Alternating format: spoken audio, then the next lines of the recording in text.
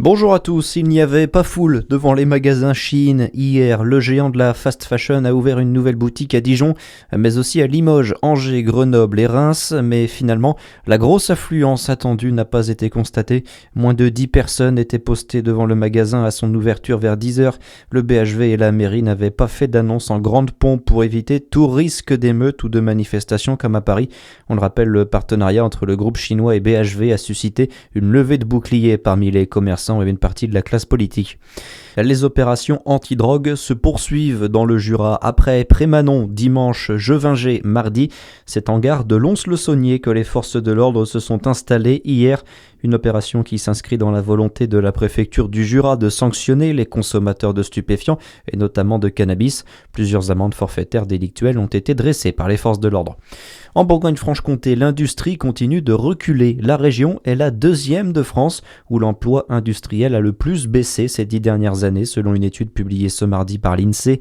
Un recul marqué notamment dans l'automobile et la métallurgie, Manal El Maïba. Oui, notre région a perdu 14 000 emplois industriels entre 2013 et 2022, soit une baisse de 8% de ses effectifs. Le secteur de l'automobile concentre à lui seul près de la moitié des suppressions de postes, avec 6 700 emplois en moins. La métallurgie, très implantée en Saône-et-Loire, reste elle aussi très fragilisée. Selon l'INSEE, l'éloignement des grandes métropoles, des centres de recherche et des grands aéroports pèse sur l'attractivité du territoire. À l'inverse, certains bassins résistent. À Beaune, l'emploi progresse grâce à la viticulture, à l'agroalimentaire et à une position stratégique au carrefour autoroutier. La Bourgogne-Franche-Comté qui se place juste derrière la région Grand Est en matière de recul industriel.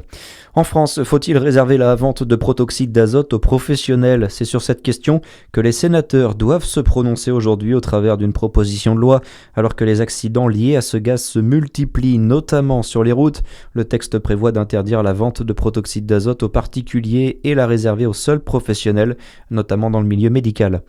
3 apiculteurs de Côte d'Or distingués au Salon de l'Agriculture. La maison Apidis, basée à Dijon, a reçu une médaille d'argent dans la catégorie miel de montagne. Même récompense pour son miel plurifloral et puis médaille d'or pour son miel de tilleul. Médaille d'argent aussi pour les ruchers d'Aristé installés à Lantenay. Et puis médaille d'or pour les ruchers de Darbois situés à Bincey.